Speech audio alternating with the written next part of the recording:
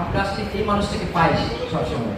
শিক্ষা জীবনে জাহাঙ্গীরনগর বিশ্ববিদ্যালয়ে ইংরেজি বিভাগের ছাত্র ছিলেন। পেশাগতভাবে ছাত্র রাজনীতিতে তিনি সক্রিয় ছিলেন, জাতীয়তাবাদী ছাত্রদের একজন সক্রিয় সদস্য। নির্বাচিত হয়েছিলেন ইংরেজি ছাত্র সংসদের সাংস্কৃতিক সম্পাদক হিসেবে।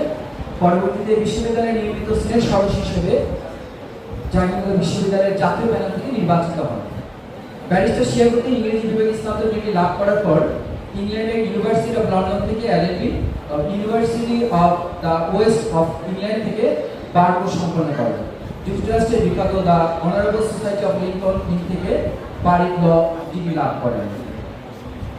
ব্যারিস্টার শিয়া বাংলাদেশ সুপ্রিম কোর্টের আপিল বিভাগে বাংলাদেশ সুপ্রিম কোর্টের একজন নিয়মিত আইনজীবী। তিনি সুপ্রিম কোর্ট বার অ্যাসোসিয়েশনের সাবেক সহ-সাধারণ সম্পাদক। তিনি জাতীয় এবং আন্তর্জাতিক বিভিন্ন ফোরামে সক্রিয় ভূমিকা পালন করতেছেন এবং আমরা নিয়মিত যারা বিভিন্ন পলিসি মেকার এবং টিভি টক শোতে দেখি তারা নিশ্চয়ই আমরা অবগত আছি যে আমাদের তৃতীয় মাত্রার একটি পরিচিত মুখ এবং বর্তমান সময়ের তরুণ একজন রাজনৈতিক বিশ্লেষক।